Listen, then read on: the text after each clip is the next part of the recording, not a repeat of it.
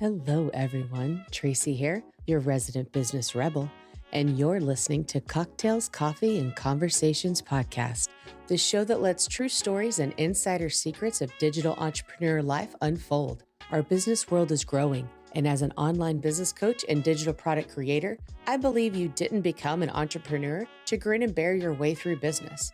So I'll be your guide as we drop in on coaching calls, have intimate sit-downs with online personalities you love, and discuss ideas, opportunities, and strategies circulating our online world. So pop in your earbuds, tap follow, and join me as I demystify this thing called business. Hello, and welcome to Cocktails, Coffee, and Conversations. I am Tracie, and in today's episode, we're back with one of my favorite things to do, answering your questions. You may be a listener who remembers this show has existed for a few years, but only recently changed formats to a podcast. But something that won't ever change is my love for opening the room and taking questions, having laser coaching sessions, and giving you a place to voice what's on your mind without judgment. And since, spoiler, this podcast isn't live, it looks a little asynchronous these days. So how can you actually join in? Well, in all of the show notes, there is a link, and on the podcast page too, you'll see an AMA area, Ask Me Anything, where you can drop your questions, even anonymously, for the team together and pop over to me for shows just like this one. I'll read your question and give you some coaching or a direct answer. All right? You ready? We actually have two for you today. One is from Joe and one is, anonymous. So let's start with Joe. Joe asks, how do you layer the excitement you have for your offer and all the details you need to include with wanting to be a conscientious seller? Oof. Well, Joe, I would say you've done a big part right there in taking the time to stop and think about how these parts actually play together.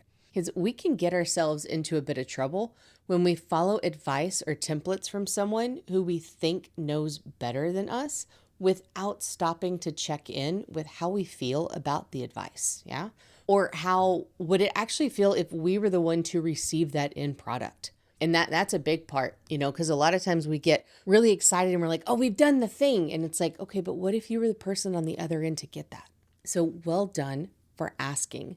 And if you want some actual tangible help, I will say, as always, start by getting all of your thoughts down on the page without any judgment, okay? So, it's great that you started by asking, but now let's actually put pen to paper, fingers to keyboard, turn on voice notes, whatever you need to do. But we don't worry about the order, about phrasing, about missing parts, about anything like that in the beginning, because all of that can be handled in editing. Your main focus is to get your excitement, your ideas, and your information captured, yeah? Once you've done that, then we go back through and we ask ourselves questions. We check to see if anything needs to be reordered or added. And then later comes the actual editing out. All right. So first things first, let's actually capture that excitement that you're talking about and all of the little details that you're thinking about. And don't worry about going in like a certain order. If you have all of the details for what you want to include in your head first, then write those down first. Okay? You don't actually have to write them down in the order that someone's going to eventually read them. Yeah? So once you have done that, here's a few questions that you can actually kind of think about to get you started. And these are just a few of the ones that are possible. Because we want to start by answering questions about them, right? And that's how we start to change it from that mirror looking at ourselves into that window where we're seeing out into the audience. And we think about what are they hiring the service to do for them, the actual service, because we're detaching us from our business, okay? So think about what you're selling. What do they want that to do for them? Next, we'll think about what is their current situation? What's the context that you're walking into? Because you are actually interrupting their flow, right? So from their angle, they're going about their stuff and they're trying to find something to bring into their world. Yeah. So we have to think about what does their world look like? What is their current situation? Okay. Then what's the motivation behind why they're driven to find this solution? Are they running away from something or towards something? Because yes, people will move faster when they run away, but they'll go longer and further when they're going toward something. What's the expected outcome they want to get from any solution? And I do say any, not just yours, because, I mean, think about this. It's not personal, number one. And number two, you've probably been there when you're at that point where you don't even care how it gets done anymore. You just want it done. Yeah. So get to that end point with your human and answer that. And think about, what does that look like when they're just like, I just want it done? And even think about, what does that look like if it just bare minimum gets done? And then what if it gets done and feels good? And what if it gets done and it wows them? And that's a great way to look at the different layers and the different effects that what you're selling can have and the different things that you can put in there. So think about if you'll do a functional or emotional job as well, right? Because there's so many different things that we can do in this online business world. And sometimes it is like, here's this very tangible, very concrete thing. And other times we're bringing relief, we're bringing healing, we're bringing that sense of ease, of joy. But we need to pick one overarching option. It doesn't mean that there's not going to be layers brought in, but we pick one primary, and this will keep you on track and focus your message so you don't bring these other pieces that actually belong in other places, right? That's how you don't feel kind of all over the place. Okay. Because one of the big things that I always say is to have what we lovingly call a scrapyard. Because sometimes, especially in the editing process, it's like, oh, this was a great thing to say, but it doesn't belong here. Well, you don't delete it forever. We just put it in the scrapyard because maybe it belongs in a piece of your content. Maybe it belongs in social media. Maybe it belongs in the email copy. Maybe it's something that's better said or belongs on a sales page or a landing page, right? There's so many other places that it can go. It just doesn't belong right there. All right. So we don't get rid of it forever. But whenever you're thinking, am I aiming for a functional or emotional job, then that's just kind of like the way to keep you focused and on track so that way your message really lands. But it doesn't mean another piece of copy or another piece of content can't be doing one of those other jobs, right? So then after we kind of think about those questions from the audience's standpoint, then we use that as like a test to look at our own stuff. Yeah. So you started off by writing all of those ideas and all those things down that you had, right? Without the judgment. Then we ask those questions from their perspective. Now we're going to put these two together by looking at your stuff and thinking, does what I wrote match what they've got going on? Okay. So what you have in their world, in their situation, with their motivation, with what they actually want, does that match what you're trying to sell them? Is it just a difference of positioning, which you can also think of as like phrasing and how you set it up for them to understand what you're doing? Or is it a case of wrong audience, wrong offer, and there's not really a match there? Maybe this is an audience that you really want to go after, but you have a different offer that's better. Maybe this is definitely the offer that you want to promote right now, but we need to actually think about one of the other audiences that you can have access to. Yeah, both can be fixed, but identifying it early will save you emotional turmoil and strife. It'll save you a lot of that, oh, how come this isn't landing? What's happening? Why don't these people get it? Right? What am I doing wrong? How come what I'm saying just isn't hitting? That's where that disconnect comes in. Okay. So what are you trying to sell to fix that problem that they will agree is the right cure? And that's where that disconnect can come in sometimes, right? So we use this to think, are we in agreement with what the issue actually is? Is what we're saying and what they're saying the same thing? Now, if I'm introducing the solution, if the way I'm introducing it, are they going to see where that alignment is? Yes or no? Yeah.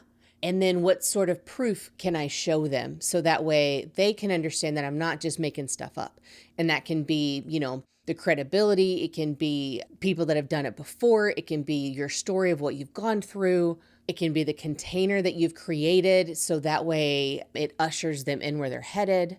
And then, of course, the actual offer itself, which If you've heard an earlier episode where I talked about it, the offer isn't just what you're selling. It's also how you are presenting it so that way it is irresistible to the reader.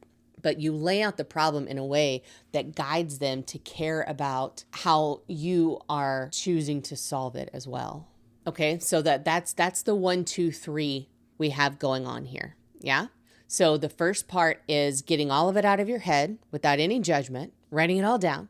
Then the second part is asking the questions, which I gave you just a few examples to start with that will put you in their shoes from their point of view. Then the third part is looking back at what you had written and seeing if there is alignment and what adjustments need to be made, right? So as long as it is the right offer for that audience, then let's make sure that the word parts are accurate. Yeah. And that's that 1, 2, 3 part for you. Now, I have a free resource that you can get at any time. It's called the Quick Guide to a Work With Me Page That Reflects You. And it is the 4 sections that any page needs for you to sell while still putting the people first. Okay. The 4 sections are laid out. Plus there's questions that you can ask yourself to tailor it to your business and to your values. All right. Plus there's an opportunity to buy a training where I walk you through the history and the why of these 4 sections to empower your future decisions. Okay. I'll also show you live examples and how to change the common templates that you're given. And then I show you how I changed a client's Work With Me page into one that actually sold out. So you can grab that at any time. The Quick Guide to Work With Me Pages That Reflect You freebie, as well as you can buy that training, and it will walk you through all of those pieces. Now, throughout answering your question, Joe, I've been talking a lot about writing, but I will say that once you have done this exercise in written form, it makes the conversation variations easier as well. Because of the care and the thought that you put into laying out your offer, if you're putting together a pitch and a talk, or having a sales call, or even just a conversation that makes you think, oh, they need to know about this, it'll flow more naturally because of this work. And present you will think past you. And I want to thank you, Joe, for asking this question because it was a great one. And I hope that you took a lot of this. And remember, there's always transcripts, so you can grab these 3 parts of what I just laid out for you. So next up, we will answer the question from Anonymous. And they asked, what happens when you're supposed to be an expert, but you're afraid of not having the answer or of not being certain or able to explain yourself? That's a good question, Anonymous. So what happens when you're supposed to be an expert, but you're afraid of not having the answer or of not being certain or able to explain yourself? Yeah, well, first I will say you're not alone in that. Not at all. We've all felt this at times in business situations or in personal ones, right? Because sometimes we have a bit more confidence in one area of our lives than others, right? Or when we're surrounded by some people more than others. But that's okay.